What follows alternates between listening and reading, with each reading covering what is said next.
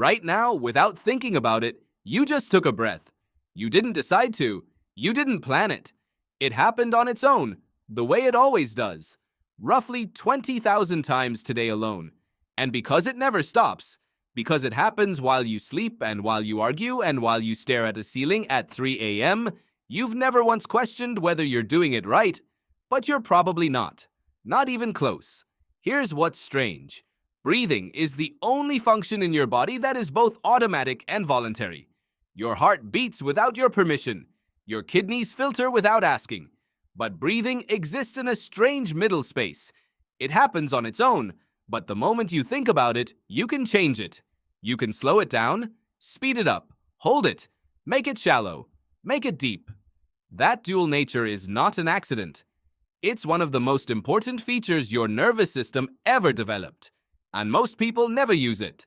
Instead, they breathe in a way that their body interprets as low-grade stress. Every single hour, every single day. Pulmonologist John Douillard spent decades studying breath patterns in athletes and found something that nobody expected.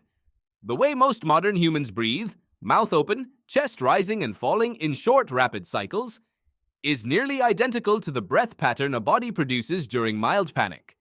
Your body, from the inside, cannot always tell the difference between a Tuesday morning commute and a near-miss car accident. What signals the difference, partly, is how you breathe. Let that sit for a second. You've been accidentally telling your own nervous system that something is wrong, over and over, 20,000 times a day. To understand how this happened, you have to go back, a long way back. Your ancestors, the ones who lived before cities and chairs and fluorescent lights, were primarily nose breathers, not by choice, by design. The nasal passage is a remarkable piece of biological engineering. It filters incoming air, removing roughly 99% of foreign particles before they reach the lungs. It warms cold air to body temperature. It adds moisture so the delicate tissue inside your lungs doesn't dry out. And most importantly, it produces something called nitric oxide. Nitric oxide is a vasodilator. That means it opens blood vessels. It helps oxygen move more efficiently from your lungs into your bloodstream. Nasal breathing produces roughly 25 times more nitric oxide than mouth breathing. 25 times. That's not a small difference. That's the difference between a highway and a dirt road. When you breathe through your mouth, you bypass all of that. You pull in unfiltered, unwarmed, unmoisturized air. You get almost no nitric oxide. Your oxygen uptake drops.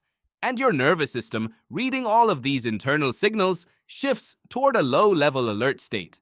Researcher James Nestor spent years documenting this in his investigation into the science of breath.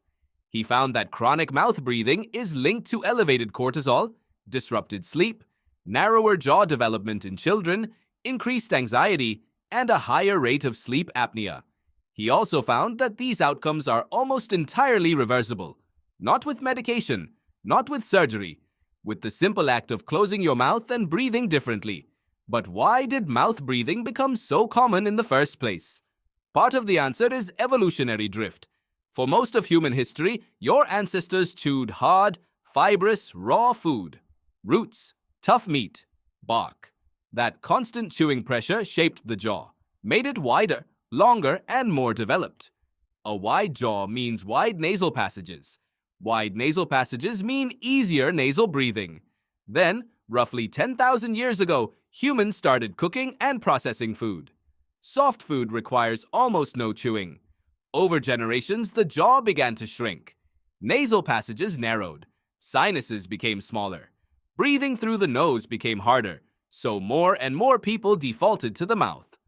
Anthropologist Daniel Lieberman at Harvard has documented this shift in skull morphology across thousands of years of human remains. The change is dramatic.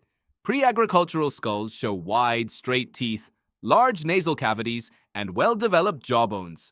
Post-agricultural skulls, even just a few thousand years later, show crowded teeth, reduced jaw size, and smaller nasal openings. The same trend is accelerating today, which is why orthodontists are among the busiest specialists in modern medicine. Your jaw didn't shrink because of bad luck. It shrunk because the environment stopped demanding anything from it.